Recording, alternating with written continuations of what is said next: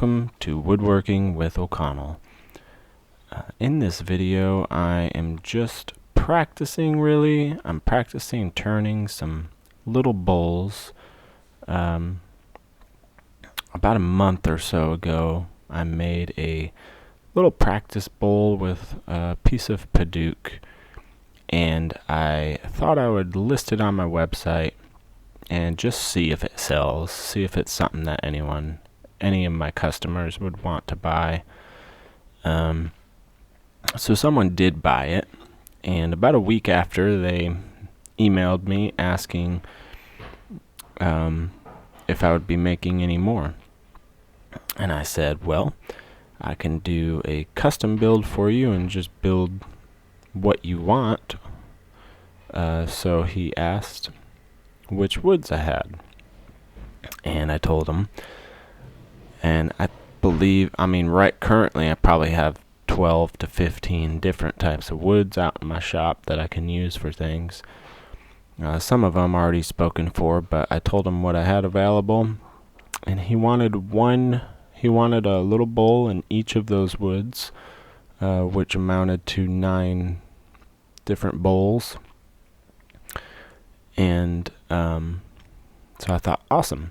I get to practice making little bowls, and I also get paid to do it, which is even better, because if you can learn while someone is willing to pay you to do it,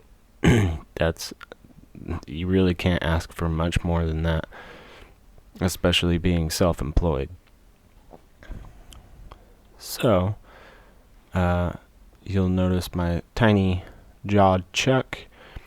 I had to purchase that along with another tool you'll see in a minute when I flip the piece around. The chuck jaws, or the chuck I already had from when I bought this lathe I bought it from Woodcraft for I think $350-ish, maybe $400, I can't remember. And then I bought the chuck to go with it, since I already knew I wanted to do a little more advanced stuff than what I had started out doing. So I already had a chuck, but to make these tiny bowls, I needed smaller jaws for it.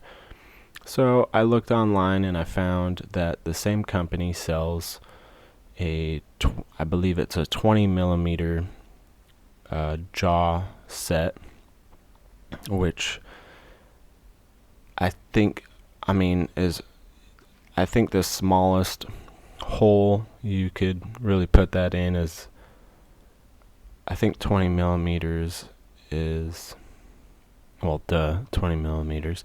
I don't go by 20 millimeters, and I equate it to what I can do with the drill bits that I have, the Forstner bits that I have. So I believe that would be about like 7/8, but I've been going with a 1-inch hole on each end of my blank, and then I ran it through my bandsaw to take off the corners so that I had a little less material to remove on the lathe. I know some people will round out their blank before they mount it, but I just didn't think that was really necessary for this small of a piece. But so far I've learned, because of the taper on the jaws, to get the best hold possible, I will chuck it up on the 1-inch hole, and then on the opposite end I am making it a little bit deeper and also giving it a dovetail. That way the jaws will actually grip on it, hold, and because of the dovetail, it can't just slide off with extra torque applied, which when I just had a straight hole from my Forstner bit when I just had a straight hole for my Forstner bit, if I did a deep cut at all, it would, as you saw earlier in the video, it would pop off the jaws and either break or it would like bruise the wood or damage the wood a little bit. So when I tried to re-chuck it, it didn't go on quite as straight as it did before. And yeah, I was able to basically defeat that on the one after this with that dovetail on the back end.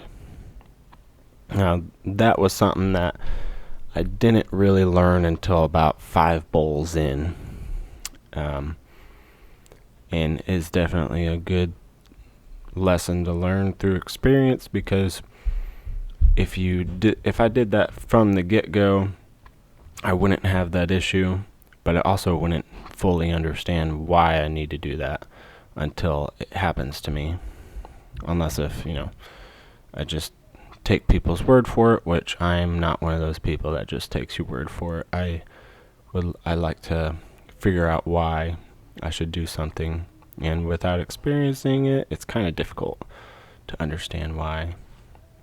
Now, this is my new carbide tool. I forget the name brand exactly. It's easy something, but so far it's been a good tool. The carbide tip stays pretty sharp for a good while. I've done probably 5 or 6 bowls with it so far. The thing is, with these, you want to make sure to keep it parallel to the ground and in the center of your workpiece. That's when you'll get the best cut with it, because it's basically a scraper. Now, you saw me use the drill bit, and that was to set the depth of my recess inside the dish. If you've turned bowls or dishes before, you possibly already know this. It's just easier to get the center material out if you have a hole already there, and it's nice to set the depth that way so you know when you want to stop without having to do much guesswork. I just go to where the hole ends and just a tiny bit further, flatten it out, and then sand it out. And then you'll see me use a little block of beeswax that I actually got for doing glasswork, but I wasn't using it, so I decided to just repurpose it and use it for turning little bowls, so I can get a nice beeswax polish on the outside, or on that surface of the wood. And as you can see here, it's nice and shiny, polished, and not perfect, but still practicing. Thank you for watching. This is red leaf maple, by the way, if you're curious. Thank you for watching. We'll see you next time.